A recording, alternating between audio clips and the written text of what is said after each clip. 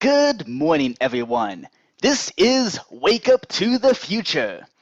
I am your host, Javamonk. Joining us today is our guest, my future self, better known as Future Javamonk. We are also joined by noisemaker buttons, which execute commands that are supposed to sound like a live studio audience, because, as you know, we can't afford a fourth wall. Plus, since this is a sequel, we ramped up the capabilities, thus breaking our budget. I'm Batman. Hey, we did this joke already. Which joke? The one where you make the scaffolding even more unruly? Seriously, what are you working on there? I can't even see you! Whoops. I'm talking about the joke where you reroute all the live studio audience buttons. This time, I even made map art to label the buttons. How am I supposed to do this now? Ugh. Now I can't even do your musical performance for the intermission, because we don't have a spotlight anymore. And that was our entire lighting system. Maybe we should postpone this until we get the spotlight fixed. Or I could give the camera night vision. Nah, that looks weird. Okay, I have something better. Hang on. How did you do that? I just tied a bunch of balloons to the edges of the studio. Makes it really light. Wow. Where's my ba-doom-ts noise? I guess that works too. You know, believe it or not, this is supposed to be serious. Low budget, but still serious. We're 5 minutes in, and with nothing but gimmicks. And now we're forced to use some old gags for intermission. It sounds like you're taking yourself too seriously. You know, before future Javamonk trapped himself in his time loop, he gave me specific instructions to stop you from taking yourself seriously. Nothing in this contract says I can't prank you. Also, you actually did cross your wires this time when you added more buttons. Alright, can we talk about future Javamonk? What's his deal, anyway? I'll save that for later. It's a very long and very sad story. Okay then. Today, since this is in fact a long-awaited sequel to the first episode, I want to continue the discussion from that episode. I'd like to know more about the mechanics of things like time loops, paradoxes, and time bubbles. Time bubbles? Really? Ugh, those are the bane of my existence. Why? It requires too much time soap, and it ends up being quite wasteful. Plus, the bubbles you get are small and pitiful. Have you tried adding cornstarch? This is the time-space continuum we're talking about. Unless you can make starch out of pineapples, I think we're out of luck. That's why only 2 time bubbles exist. Well, if I could turn back time... Ba-do-do. What? Please don't. Don't what? Sing or go back in time? Sing about going back in time. Time loops and paradoxes are no laughing matter. Let's see, which one is the audience goes, thoughtfully? This one.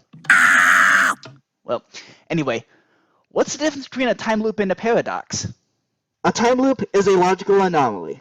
They are caused mainly by time travelers meeting and interacting with themselves. A paradox is a logical self-contradiction. The best example is a time traveler going back in time and convincing a historical figure to do something else with their life. Their influence on history causes you to go back in time, but their absence from history means you don't go back in time. Luckily, paradoxes are extremely rare because time itself does its best to stop you. So what do time bubbles do? They're really complicated. Essentially, what happens inside the bubble has no effect on anything outside the bubble. So the causality of time travel is isolated. How come there's only 2 time bubbles? Well, there's more, but the only 2 the Time Bureau officially recognizes are the restaurant at the end of the universe and the Big Bang Burger Bar. Where are the others? They're yours, actually. All the editions of Nostalgia Trip take place in their own time bubbles. And I can do that because I'm the CEO of the Time Bureau, and I can do what I want. Whoa, wait, you run the Time Bureau? Wow, didn't think you actually succeeded at establishing the place. Why did you doubt me? Because future Javamonk was arrested in episode 50 of my survival series. So? You wouldn't arrest your future self, would you? Well, for something insanely catastrophic, I would consider it. When does this happen in your episode? Well, here's the video clip. Hey, what happened? Yeah, I kinda got in trouble by the time police. Well, that's not good. So what in the world happened? Well, by moving this mansion upwards, I accidentally changed my own present, where now, by moving the mansion up, I would have broken a time travel law, which would have then caused my arrest. So, in order to fix this problem, I had to time travel to episode 51 and refuse to help you with a task. Yeah, that's part of the very long and very sad story of Far Future Javamonk. Lifting the mansion and then crashing it down nearly broke the time-space continuum. It was bad. He really should have known better. And me having a time machine of my own is not catastrophic? Actually, your time machine is more of a bus to a time bubble than an actual travel through time machine. Mind you, that's no small task, and it actually makes the journey more bumpy and chaotic than actually going back in time. Well, why didn't you let me have an actual time machine then? Because it will literally break your brain. You essentially need to back up your consciousness before you travel through time, especially to the past. It's like wearing a seatbelt. Do any other paradoxes or time bubbles slip past the knowledge of the Time Bureau? No. But to save energy, the Time Bureau Continuity Department assesses the paradox and usually votes to rewind the universe so it can disable the time machine and stop it from happening. Hold on. You have the power to rewind the universe? Yeah, it's super easy. Barely an inconvenience. Referencing tropes from more popular YouTubers is tight! Referencing more popular things cliche. Ding! Okay, but what does rewinding the universe do to the past? Nothing. I'm confused. Okay, imagine you had a pizza donut, and you decided to drop pineapples on it and record it because you want to make people suffer. Rewinding the universe is equivalent to putting that video in reverse. It looks a little like this.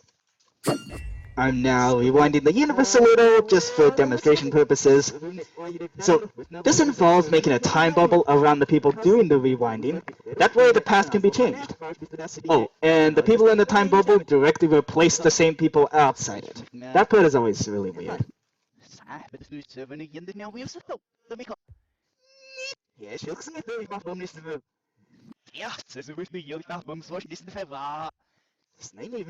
Okay, think we can stop the rewinding now. Hold on. You have the power to rewind the universe? Yeah, it's super easy. Barely an inconvenience. Referencing tropes from more popular YouTubers is tight! The best part is that it doesn't really do anything to the past or the continuity. I'm confused. Okay, imagine you had a pizza donut, and you decided to drop pineapples on it and record it, because you want to make people suffer. Rewinding the universe is equivalent to putting that video in reverse. What do you have against pineapples? And what does it have to do with filming the pineapples falling? Pineapples are okay, and pizza donuts are the greatest thing ever invented. But pineapples in the mixture ruin all of it. Okay. So what does rewinding the universe do to things like aging? If you're involved in the rewinding, the effects of time when you pause until time catches up. Fun fact, when you're in the rewinded past during the age pausing, you actually can't time travel anywhere. And if you're not involved in the rewinding, you only perceive the changed version. That is remarkably self-consistent. I know, right? It's almost like whoever designed time travel knew what they were doing. Who did design these time travel rules? I'll talk about that later. Okay. Last up, what did time loops do? Ugh, don't even get me started on time loops. Well then, I guess let's roll into mission. Yeah.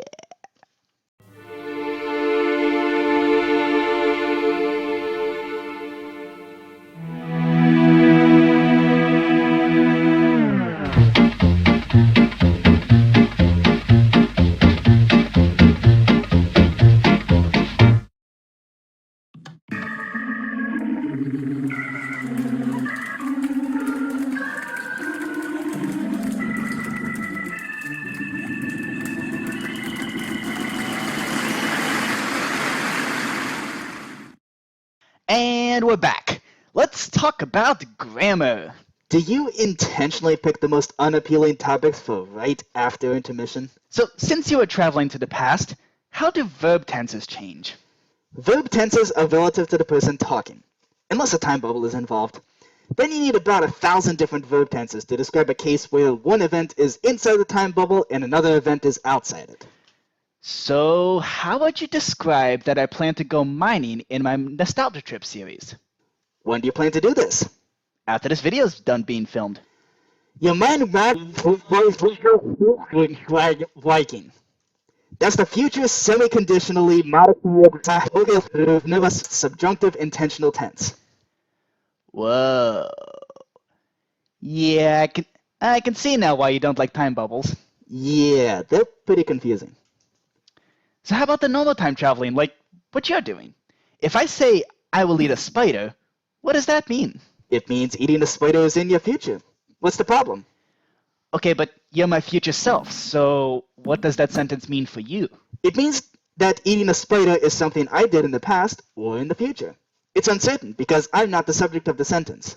But what if you say that I will eat a spider? If I said you will eat a spider, I could be saying that I ate a spider in my past and I'm preemptively warning you about it, or I'm predicting my own future. Again, it's uncertain because you are the subject of the sentence, not me. I wonder how well this will translate into other languages. It translates perfectly fine as long as you keep track of who is doing that thing. Okay, pop quiz. If I said I sat on a flagpole, what does that mean for you? It means you sat on a flagpole in the past. Or it could be my future or my past. You got it. But what if you time traveled? Okay, let's say, purely hypothetically, I travel to the 1830s and sit on a flagpole as a result of a flying accident from trying to teach myself the old throw yourself at the ground and miss trick, and really wanting to pass my history exam. Sitting on a flagpole is still part of my past. I time traveled and then sat on a flagpole. It has nothing to do with you. All it means is that since I'm your future self, you will eventually choose to time travel back to the 1830s and sit on a flagpole. Okay, oddly specific grammar example aside, did you succeed at flying with that trick?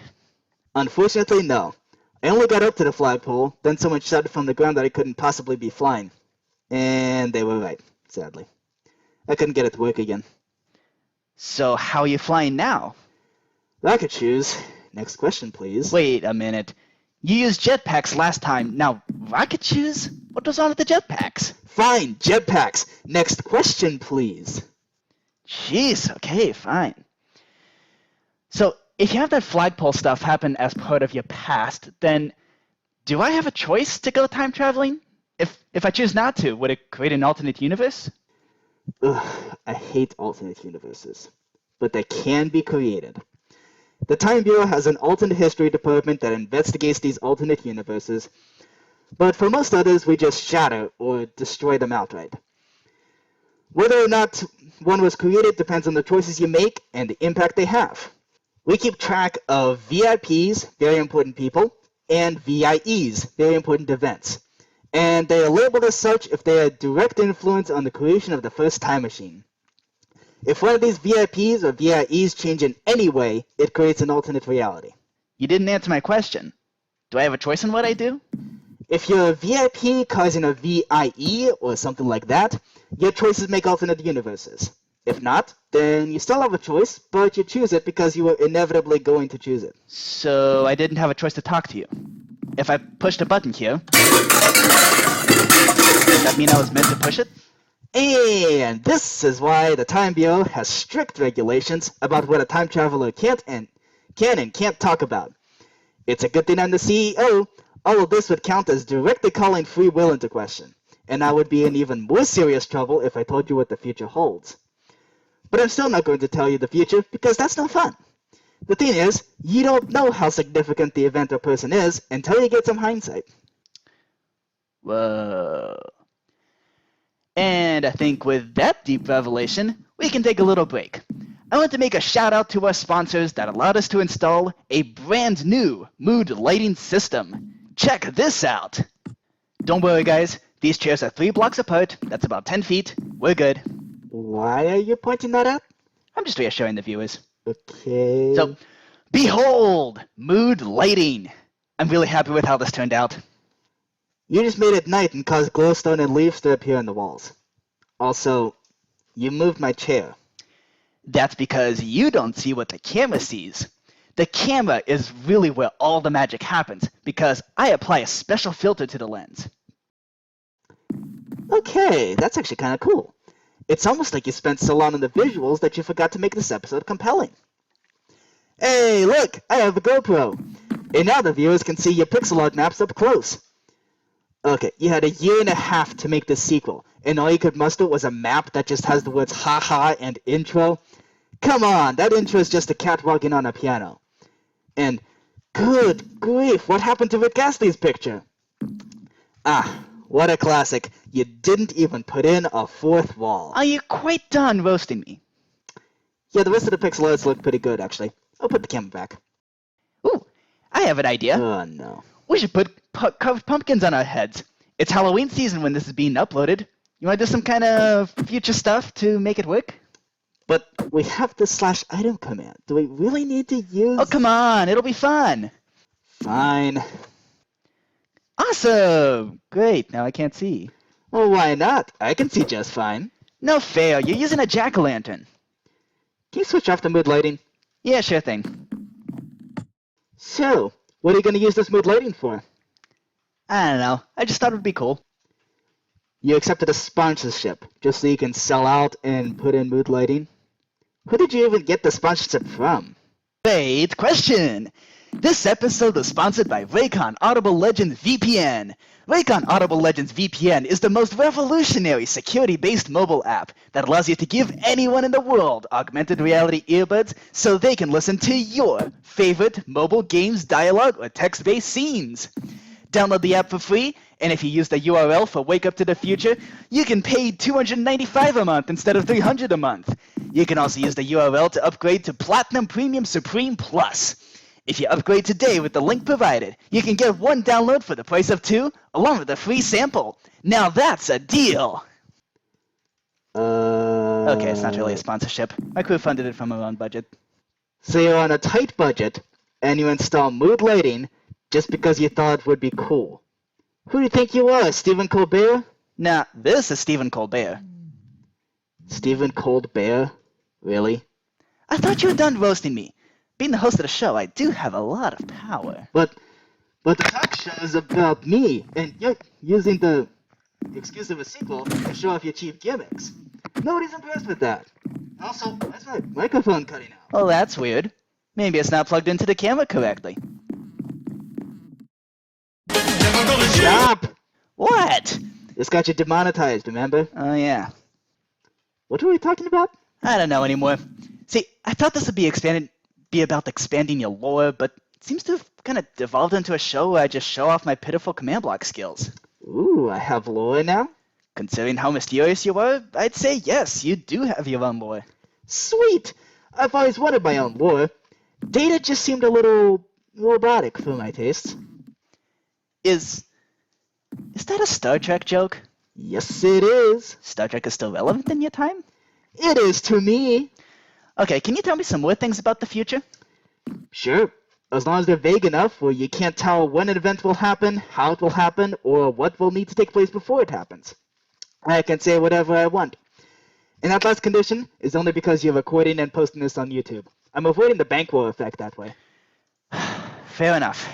We're running low on time, so I'm not going to ask you about the bankroll effect. How many Star Wars movies exist in your time? Too specific. What comes of the big tech companies of my time, like Facebook, Amazon, Google, and Apple? Okay, I can't say anything specific about those companies, but I will tell you that in my time, they joined together with several million other tech companies to form what we call the tech conglomerate. They constantly bicker amongst other members, but they stay together to stand up against Big Mouse for control of media and government. Big Mouse, by the way, is what Disney turns into after assimilating everything. Interesting. Next question off the top of my head. Who's the president? Of what? Of the United States? United States of what? You know what? Never mind. See, that's the problem with questions like who's the president. They're too vague, and you can't know if they're even relevant. I feel like I have to ask. What about plagues and pandemics? In my time, we're getting hit with one. When does it end? Which one? What do you mean, which one? Let's see. You have the Black Death, Red Death, Green Death, Blue Death, Rainbow Death, Pink Death, Brown Death, Paper Death. Wait, paper death? Oh yeah, we jokingly call that disease the Paper Death because of people buying tons of toilet paper. So stupid. That can't be yours, though. Yeah, I think that's the pandemic we're dealing with here. What comes of it? Seriously? Whew. Yikes.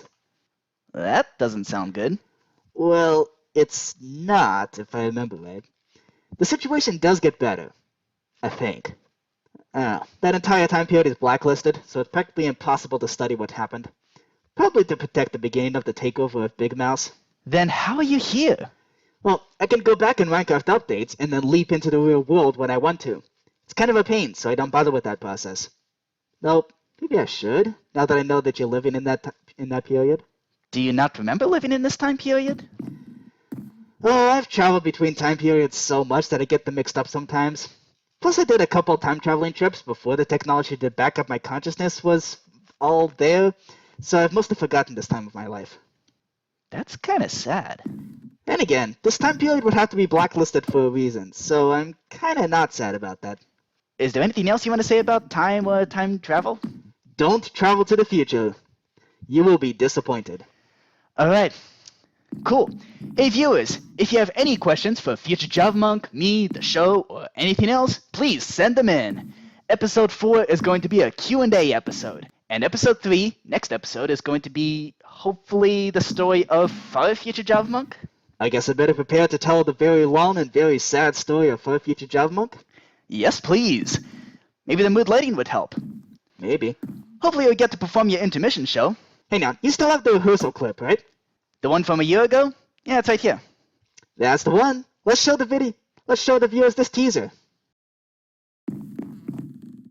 Okay, glasses connected. Your head supported enough? Yep. Just stand right behind me, just like that, and gradually fade on the spotlight, okay? Sounds good. Here we go.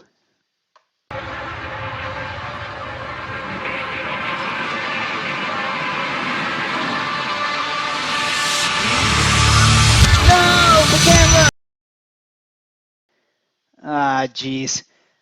I think the spotlight pushed the camera into the void. How does that even happen? Is your camera a solar sail? Well, you asked for a spotlight that really punches. Can you fix the camera? I'm pretty sure my glasses modification has an anti-light mode. There you go. Might need to do something in post-production, but at least it's fixed. So yeah, I rigged my glasses to change colors. And then you said that people like having lasers flying everywhere, so I made some shoot out of my eyes. Kinda like this. Pew! Pew! Pew! Awesome! Thank you guys for watching the second episode of Wake Up to the Future. Next episode, as a reminder, is going to be storytelling, as Future Javamonk tells the story of Far Future Javamonk. That's right, he's actually going to have a backstory.